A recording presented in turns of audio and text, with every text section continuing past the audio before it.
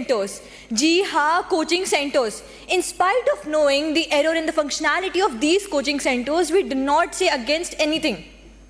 महोदया, भारतवर्ष में आज़ादी के पश्चात धर्म और शिक्षा के व्यवसायीकरण हो गया है.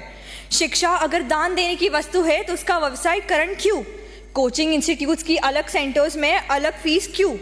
The classes in these coaching centers have been divided on the basis of the students' intelligence level. Brilliant students have been taught by excellent faculties and receive concession in their fees, whereas the average students are taught by average faculties and have to pay higher fees. ऐसा भेदभाव क्यों? जब सब students का एक ही लक्ष्य है तो उनमें भेदभाव क्यों करते हैं? Malpractices have occurred.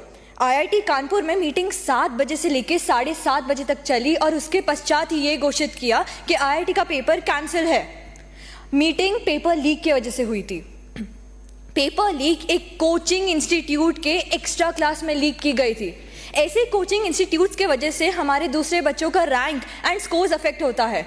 Yet we don't speak against them. The coaching centres should be monitored by the government officials. The coaching centers teach only core subjects to them, whereas the students have to appear for other languages as well. Coachings को ये लगता है कि वो उन्हें entrance test के लिए तैयार कर रहे हैं, लेकिन उनकी 12th का क्या? उन्हें अपने सिलेबस में रीजनल लैंग्वेजेस भी ऐड करना चाहिए. The coaching centers have unplanned schedules with the students studying for 18 hours a day, 7 days a week with no time for leisure. Psychology के हिसाब से a student cannot study for 18 hours a day without going into depression, which can eventually lead him to suicide and feel lonely. Government को coaching centers के लिए एक time table schedule करना चाहिए.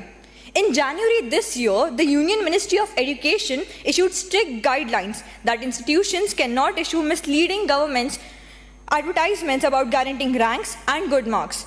फिर भी भारत के हर एक गली में आपको एक ना एक कोचिंग के होर्डिंग्स ज़रूर दिखेंगे. इनमें कितनी सच्चाई है हमें क्या पता. हम तो वैसे भी अंधे की लाठी नहीं, अंधे खुद बन चुके हैं. जय हिंद. Thank you.